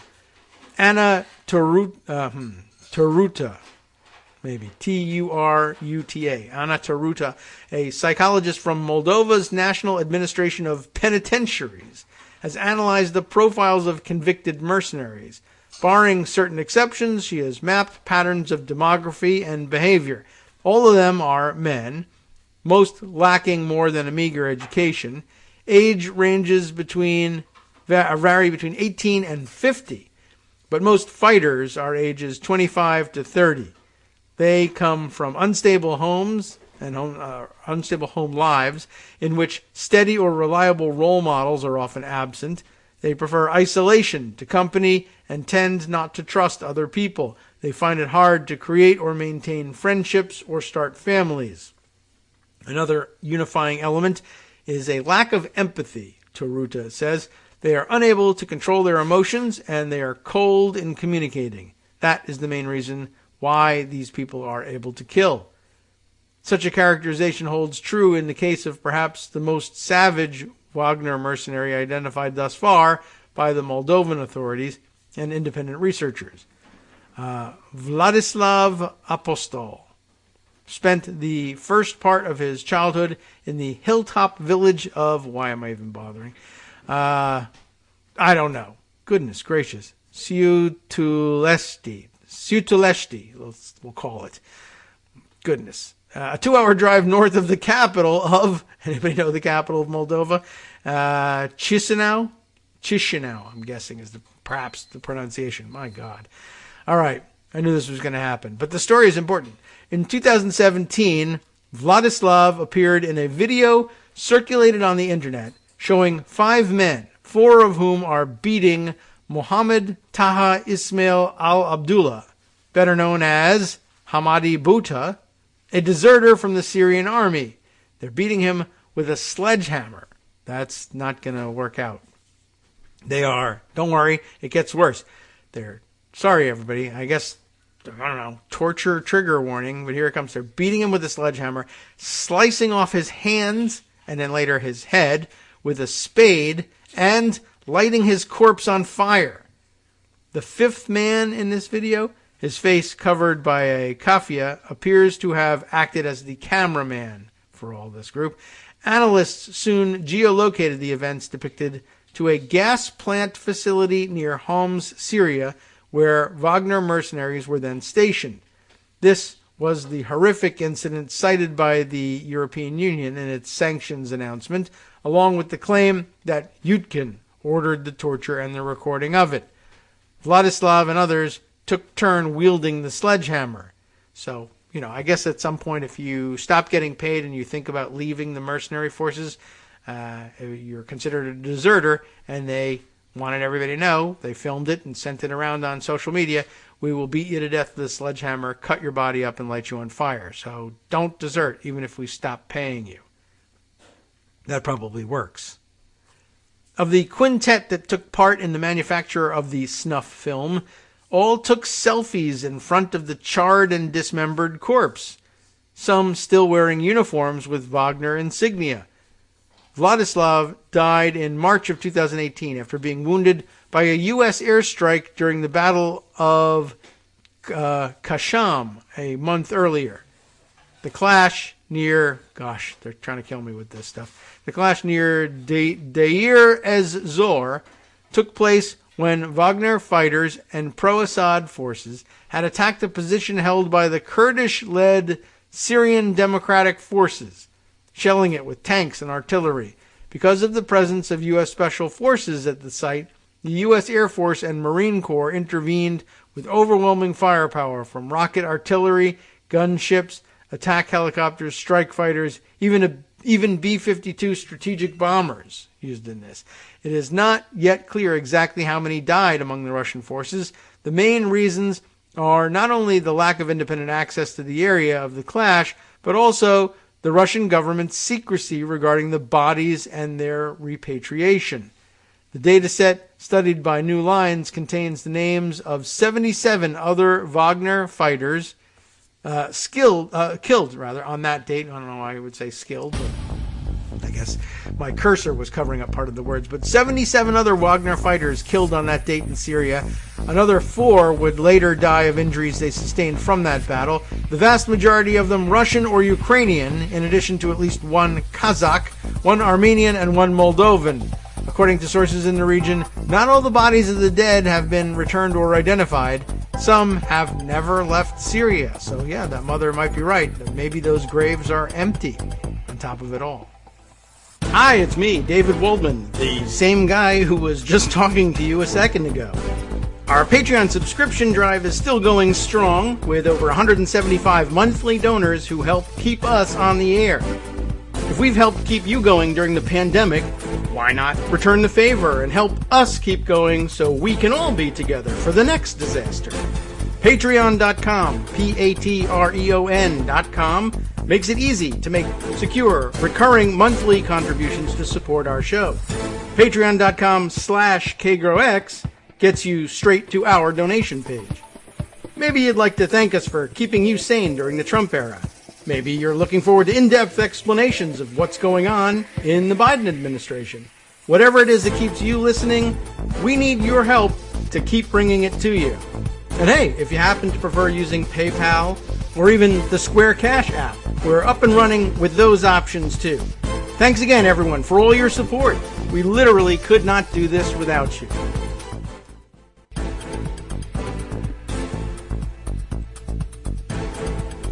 All right, welcome back now to the Kagro in the Morning Show here on Netroots Radio.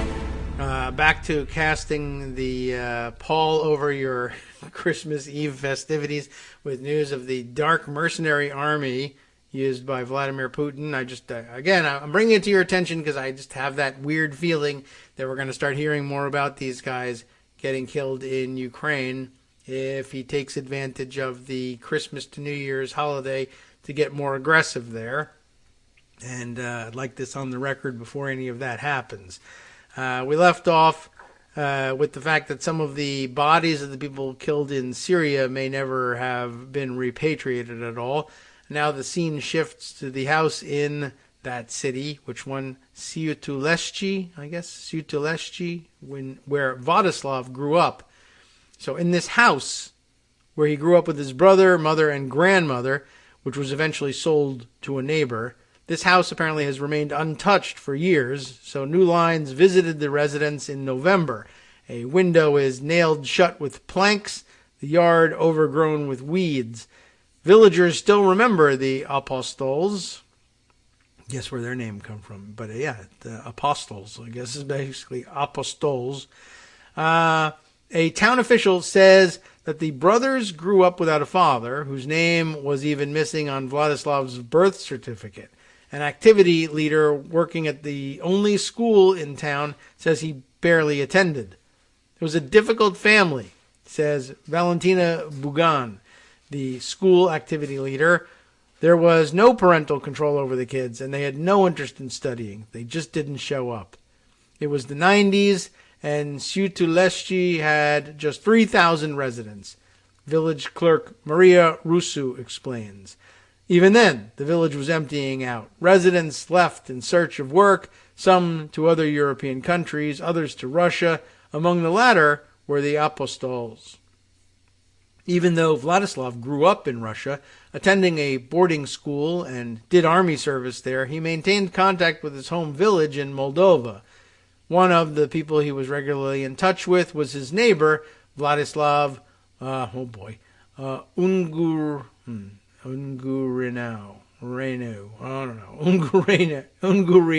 maybe, I don't know. Ungureanu, Ungurianu, let's say. The last time the two friends talked, both named Vladislav, interestingly enough, was January of 2018, just a month before the Vladislav we're following, was fatally wounded in the Battle of Kasham. His call sign in Wagner was Volk, or wolf in Russian, probably because he had a tattoo of one howling on the back of his neck. His contract with Wagner was supposed to end in May, his neighbor says, his friend, right, Ungurianu. He told me he was ready to come home, buy a house, and a Hummer. Okay, I guess he thought he would have a lot of cash. I realized that if he wants all that, he has the money as well. Unless, of course, maybe he had saved up a whole bunch and stashed it away somewhere. This is an interesting thing about working in a dark military force where death is ever present and you're accountable to no one. If you manage to survive and manage to keep getting paid and put your money together enough that you're going to come home and buy a house and a Hummer and start a family, what's to stop somebody else in your unit from saying, I've noticed, by the way, that he's stashed all this cash in his bag or something. I mean, they don't have banks. He's not wiring his money anywhere, is he? But what's to stop him from just saying, you know what, maybe I'll kill him and say he got killed by the enemy and then take all his cash. And then, the higher-ups figure out what's going on. They know what happened. They look the other way because they're gangsters themselves. They send an empty casket to Rostov and tell the parents they're dead, they're buried there, but you're not allowed to visit. And that's the end of it. Very profitable, I'm sure, for the people on the top of this. This is how these oligarchs get to be so rich. You start a mercenary army, get paid millions and millions of dollars by who knows who, some of which you probably figure you might have to distribute to the mercenaries, but then again, maybe you just don't, and you beat them to death with sledgehammers instead and keep the money. Yeah. Ugh, that's pretty dark. Merry Christmas, everybody. Anyway, where were we? Yes, right. So he says, I realize that if he wants all that, he has the money as well. But who knows for how long did he have the money? Ungurianu was waiting for Vladislav to call again on February 10th to congratulate his friend's wife on her birthday. I guess that's a tradition among them. We were waiting. We thought the phone was going to ring, but it never did.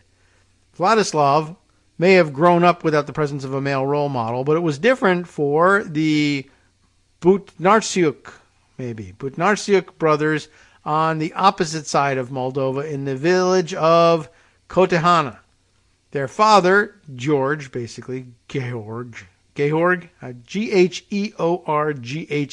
Georg, was, the father was there, but that was the problem. Get a load of this one. The two former neighbors of the Butnarsyuks and a former teacher spoke to New Lines about the family's history of violence. Georg horribly beat his wife, Tina, often in front of the sons, Alexandru and Victor. Even at a time when domestic abuse was so pervasive in Kotehana as to almost qualify as a social norm, Georg's rages were extraordinarily savage. I suffered a lot because of this family, Alexandru and Victor's former teacher says.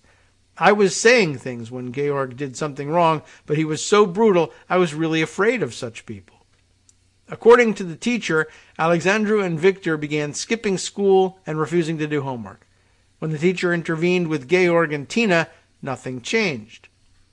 Soon after graduating from the 8-classroom local school in Kotehana, Alexandru and Victor left the village and were rarely seen or heard from again. Neighbors say Victor, the younger brother, ended up in prison in Greece, and Alexandru shared a similar fate in Russia. New Lines could not independently confirm whether this was true.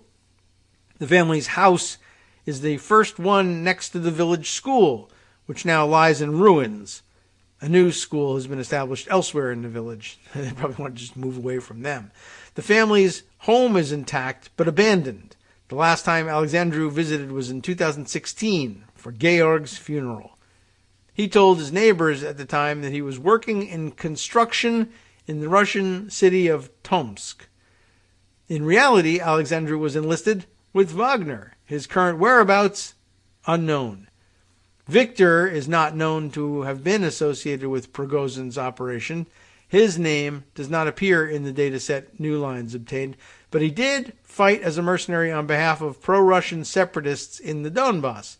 He was killed in September of 2021, just as this investigation was getting underway.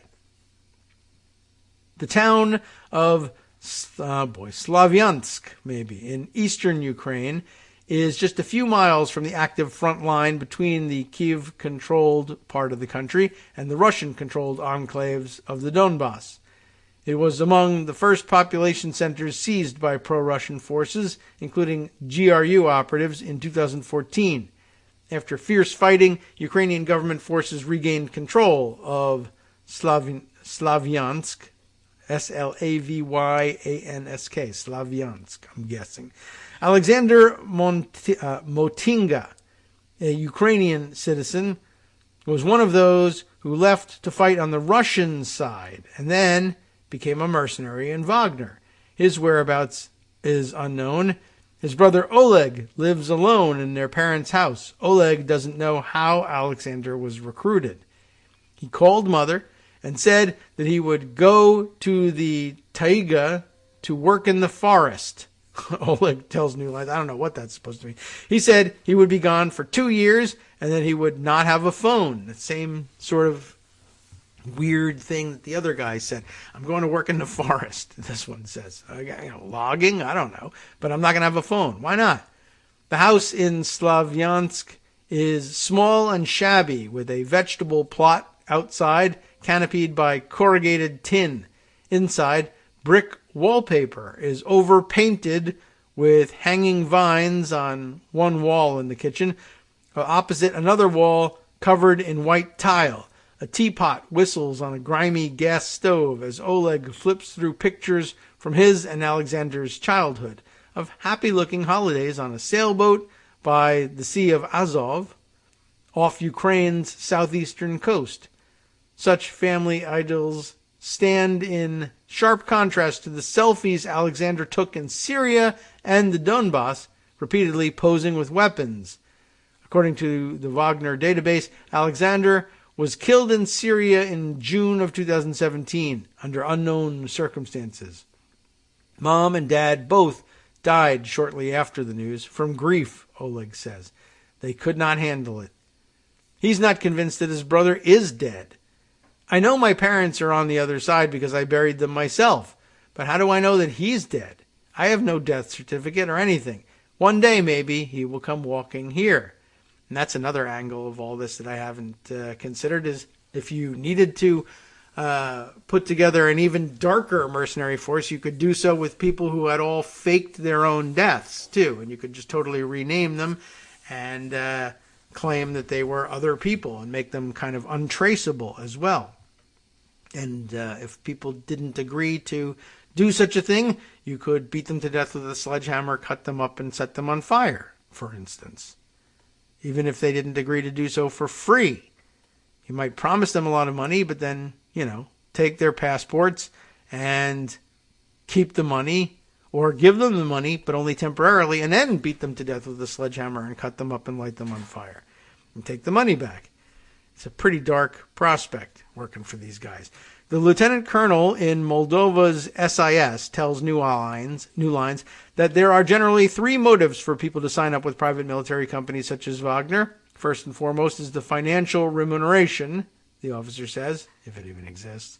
For some recruits, it's the basic element of the recruitment, the basic element in the recruitment process. Second, this is important, is compromat. We've heard all about that in the Trump context, but compromat here against regular, everyday people, but to force them into this mercenary military service. Compromising information in their background, such as a criminal past for which they've eluded justice in their native countries. The third base is the ideological one that comes with the use of pseudo-patriotic feelings, the officer says. This includes a wide range of elements: social status, lack of education, or geographical affiliation of people that makes it difficult for them to understand the current situation in the world. In other words, in another country, this could be the MAGA crowd, right? And it would be very interesting. And I guess that's one of the real weird dangers of their affinity for Russia and things Russian, plus not to mention all the tough guy crap, right? They could find themselves, if there wasn't the language barrier, recruited into these very same forces.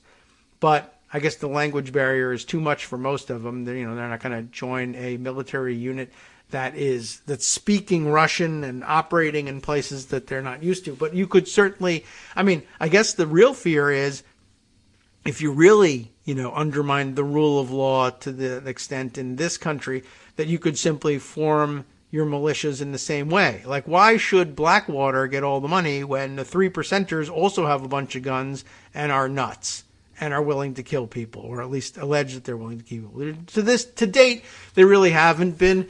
And thank God for that, and hope it stays that way. But I wonder whether, between that, or for that matter, why not the Hells Angels just, rename themselves and trade in their vests and biker gear for tactical gear and camouflage. They've already got the guns, but they could switch the type of guns that they have. And if they don't care about, being brought to justice by the law, just go around killing people left and right there, and recruiting people to join, and then paying, with promises of, giant paychecks, and then just kill them and take the money back. Except, I guess here people would have too much access to putting their money in banks, and then you're like, well, how do I get this guy's money out now that I've killed him? Well, I don't know, but we better slice him up and light him on fire, regardless.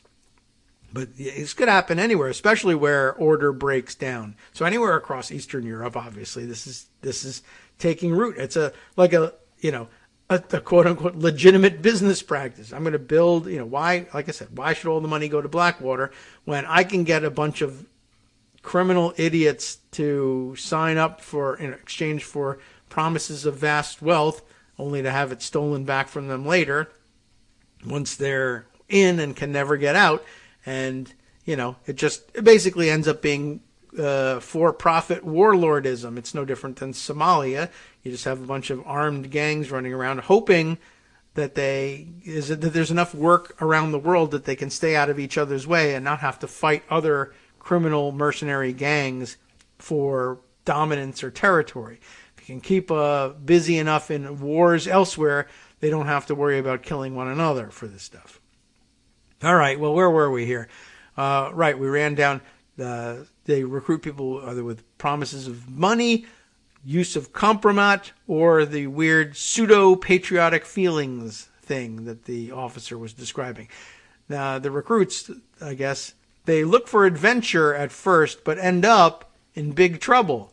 When they return, their mental health is affected because the experience they got was not so rosy. And probably people cannot find their way out from the ranks, even if they wanted to at that point. Although the former Ukrainian intelligence officers, Herzak and Guskov, believe that Wagner is already long gone from their country, they continue to map the mercenaries' activities globally and build on their database.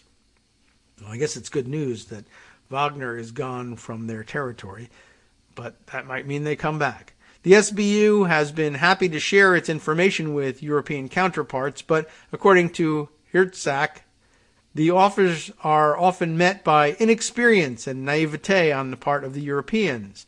We see a lot of pro-Russian ethnic, linguistic, cultural, or sports structures popping up in countries such as Italy or Germany. Herzak says Russia can take advantage of that to acquire visas for those that they'd like to recruit. The European special services don't pay nearly enough attention to this. Herzak adds that, technically speaking, there is no such thing as the Wagner Group, because the entire enterprise is run by the Russian state. Wagner is, in fact, Russian military intelligence, he says.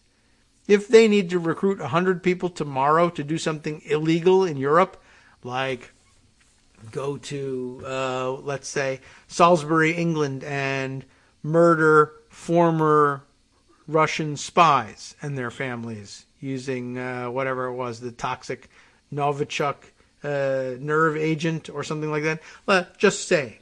I don't know that it was really them or whatever, or have more people fall out windows in Kyiv or what other cities that they might be in, right? If they need to recruit 100 people tomorrow to do something illegal in Europe, these people will fly in dressed in civilian clothes in groups of 2 to 5 men, sort of like terrorists, you might say. They will assemble, put on uniforms, if necessary, and take up arms. One small group can very quickly destabilize the situation in any country. That is the real danger of Wagner. And just to get really wild about these things, I will remind you of that there are some still unidentified actors from January 6th who showed up in the crowd there who look oddly Russian and are dressed differently, by the way, than the rest of the people there. And I know, you're stereotyping by saying they're oddly Russian, but when everybody else, the American insurgents showed up in MAGA gear or 3%er style militia gear or tactical things or the weird, makeshift armor that people have put together, that sort of stuff. I mean, they really don't care about looking like goofballs.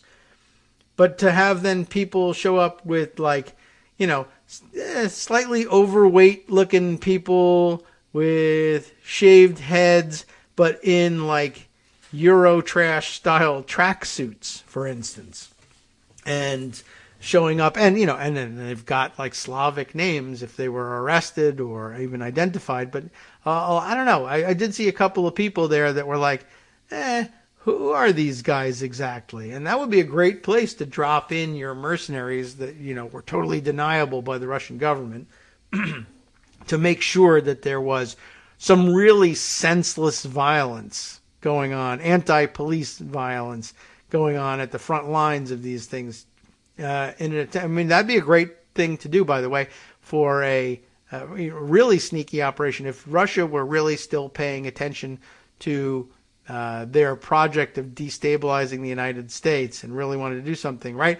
We've been talking the last couple of days about that, the great benefits of the idea of having, it's hard to say, not having Antifa not show up because it's just not an organization that has top-down orders like that. But the idea that they should stay away from January 6th turned out to be a great blessing because it ruined all of the Trump administration's plans. And the explanation we were reading yesterday of why the one that Greg told us about, why the National Guard didn't show up for the longest time there, and that it might have been less about the Pentagon brass, their excuse of being worried about the optics of having armed National Guard troops show up to occupy the Capitol. It might have been more instead about, we had this whole plan where there was going to be this clash between the pro-Trump protesters and Antifa outside the Capitol, and that the National Guard would show up to break that up somehow and maybe possibly also kick some Antifa ass, but basically blame the whole thing on Antifa and declare, roll out the Insurrection Act and use whatever, whether it was use the National Guard for Trump's orders or the militias for Trump's orders or who knows what, but just to generally destabilize the situation and blame it on someone other than Trump supporters. But then when the Antifa people in large part didn't show up or didn't show up at all, that plan was busted up and they didn't know what to do with the National Guard. And the people who had showed up there as pro-Trump protesters / fighters also didn't know what to do. So they turned to the Capitol and started to bash the hell out of that. But that also dovetailed with their interest in stopping the proceedings inside. So it wasn't a great leap.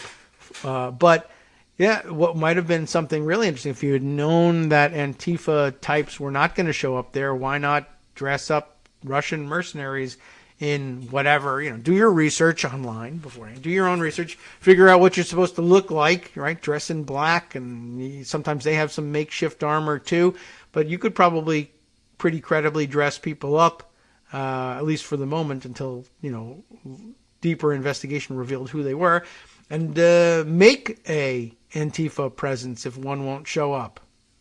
You could try that. I'm not saying they did.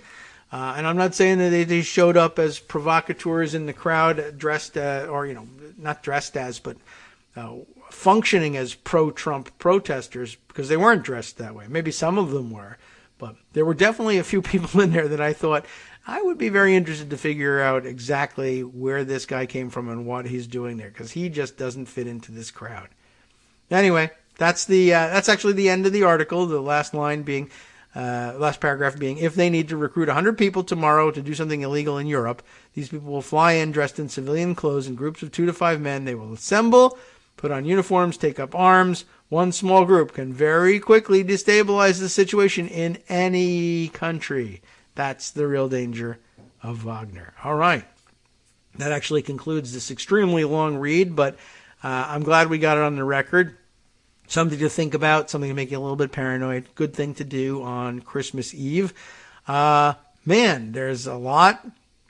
So, like I said, that's some scary stuff. Want me to scare you one more time? We could read a little bit of one more piece. I don't know how long this thing is. It's a Tom Edsall article, and those tend to be, they tend to go on for a little while. But here from the New York Times on December 15th, it's an interesting title anyway. If we don't get all the way through the piece, maybe you'll want to read it. How to Tell When Your Country is Past the Point of No Return. And the answer might be Russian mercenaries show up and groups of 2 to 5 and destabilize your country, and you never figure it out even a year later. But here's what Edsall has to say about this stuff. Political analysts, scholars, and close observers of government are explicitly raising the possibility that the polarized American electoral system has come to the point at which a return to traditional democratic norms will be extremely difficult, if not impossible. And with the rule of law out the window, what if the rule of law for street crime goes out the window too? You could end up with, destabilized political environment and Russian mercenaries training and recruiting here in the United States for their own purposes.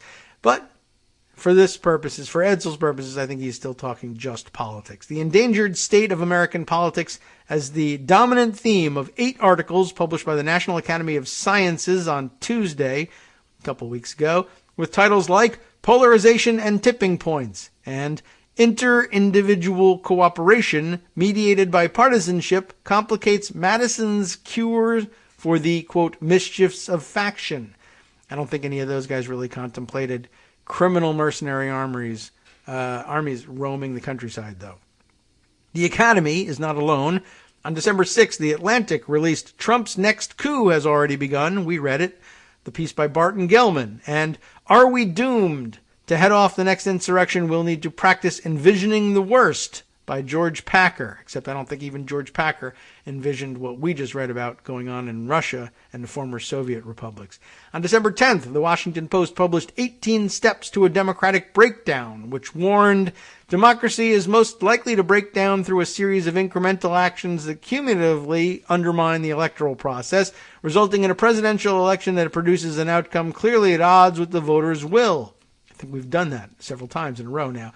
Is this comparatively quiet but steady subversion rather than a violent coup or insurrection against the sitting president that Americans today have to fear most? I guess I should say a couple Republicans in a row.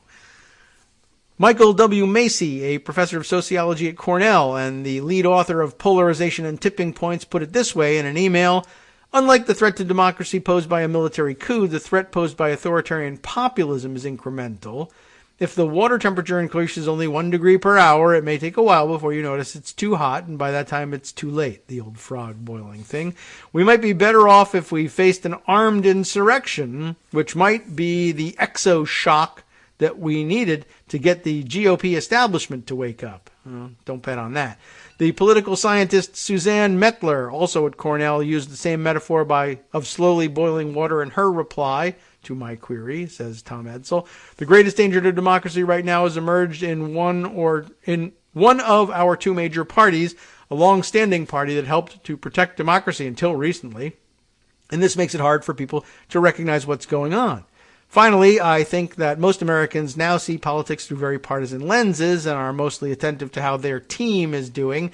They are much less likely to be thinking about the health and basic pillars of democracy, e.g. electoral integrity, the rule of law, the legitimacy of the opposition, and the integrity of rights. Our political system is in crisis, and we should be shouting from the rooftops about it and coming together to save it. Sounds like a good plan. I wish we would, in fact, do something like that, but no luck so far. Zach Beauchamp, senior correspondent at Vox, writing on December 9th, raised similar concerns. We are experiencing failures on both the elite and mass public level, he wrote, as Republican elites have chosen to normalize the violence committed by their extreme right flank on January 6th. The activist, anti-democratic Trump wing of the Republican Party committed to avoiding at nearly any cost a political system dominated by an election day majority of racial and ethnic minorities, women, and social and cultural liberals, has adopted an aggressive strategy to preserve the political power of white people, especially heteronormative white Christians. Democracy, meaning equal representation of all citizens, and crucially, majority rule, has in fact become the enemy of the contemporary Republican Party. As the Washington Post noted on January 24th, the last two Republicans to win a majority of the popular vote in a presidential contest were father and son, George H.W. Bush in 1988 and George W. Bush, but only in 2004. In the four elections since 2004, the Republican nominee has consistently lost the popular vote to the Democratic candidate, including Donald Trump in 2016 and 2020. Something to keep in mind as they continue to lose their grip on power, but insist ever more strongly that they retain their grip on power. Anyway, time now to hand things over to Justice Putnam for the West Coast Cookbook and Speakeasy. Maybe just a little more Christmas spirit in his program. I don't know. You have been listening to Kagro in the Morning with David Waldman. Well, he's got more news for you about the sketchy Chinese company under federal investigation and how well suited they are to partner with Trump in his so-called media company. Domestically, the Democratic governor of Kansas broke with Biden over vaccines in a crass ploy to appeal to Republican voters. Didn't realize that was the case. Stay tuned and have a great weekend.